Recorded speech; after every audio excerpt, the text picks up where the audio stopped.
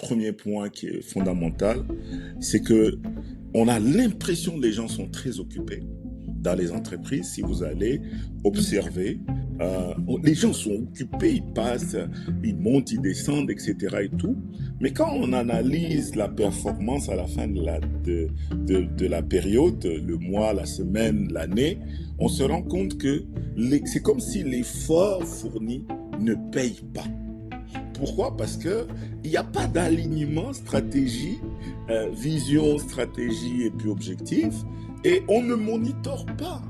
Donc, on confie les tâches verbalement, par habitude, et vous entendrez souvent des gens dire, nous on a l'habitude de faire comme ça, voilà, et puis on a l'habitude de faire comme ça a toujours marché. Donc, beaucoup d'entreprises vont avoir une faible culture de la performance. Ça veut dire qu'on accepte les résultats, même s'ils sont moyens. Vous avez atteint 60%. Ah oui, il y a eu beaucoup de difficultés. Ah oui, il y a eu l'insécurité. Ah oui, il y a eu beaucoup de perturbations liées à l'électricité, etc. Donc oui, mais c'est des excuses. La vérité, c'est que nous critiquons énormément nos pays. Nous critiquons énormément nos marchés.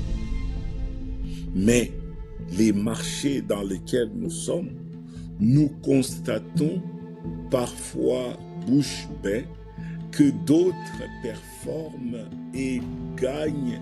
Il faut juste qu'on arrête de penser que le monde sera parfait. D'ailleurs, là où il y a les infrastructures, là où tout est écrit, la réglementation est claire, là où tout est bien monitoré, etc., comme au Canada, en France, etc., allez-y faire des business là-bas. Allez-y. Allez-y. Mais laissez-nous en Afrique.